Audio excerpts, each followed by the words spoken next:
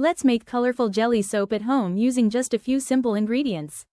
You will need hot water, gelatin powder, salt, liquid soap, colorant, essential oil. Start with 100 grams of hot water. Pour it into a mixing bowl.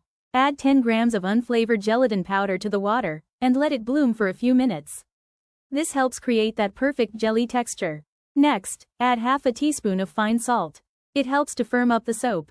Now pour in 100 grams of liquid Castile soap. This is your gentle cleanser and the base of your jelly soap.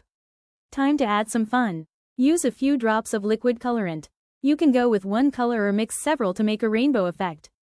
If you want fragrance, add 10 drops of your favorite essential oil, like lavender, peppermint, or lemon.